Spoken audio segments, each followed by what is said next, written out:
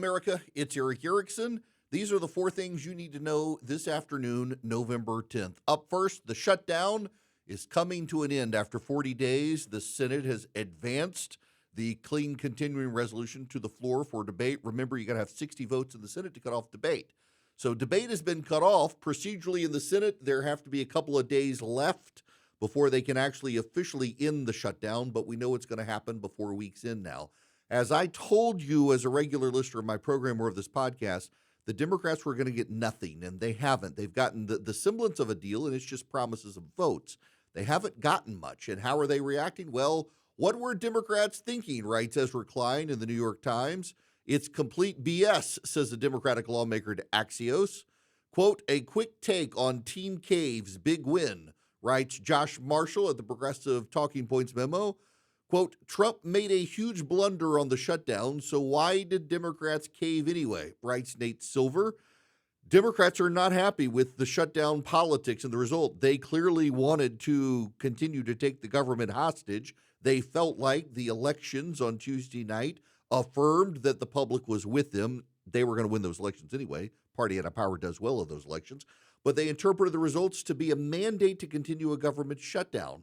The Republicans refused to cave, telling Democrats they weren't going to negotiate with hostage takers. So the Democrats, 8 of them, jumped ship, decided to reopen the government for what exactly? Absolutely nothing.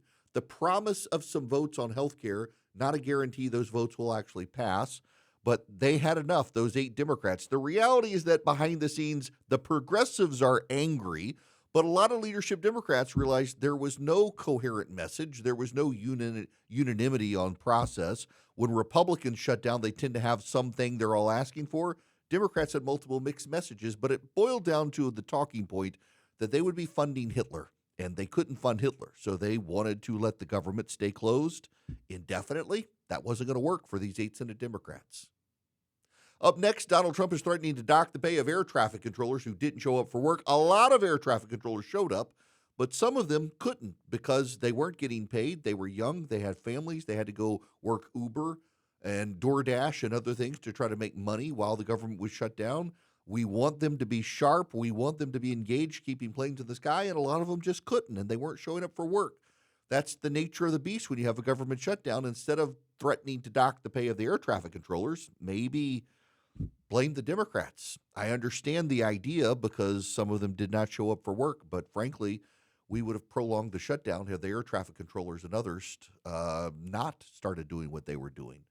So the president, having praised air traffic control for some weeks now, Sean Duffy, defending the struggles air traffic controllers were having, probably not a good look for the president to now threaten to dock their pay.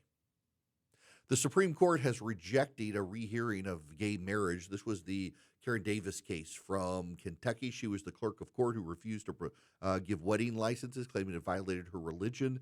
She has lost repeatedly in court, and she stacked the deck trying to get to the Supreme Court and make a case about Obergefell itself should be reversed. That's the case that gave us gay marriage. The Supreme Court said, no way, not going to take the case.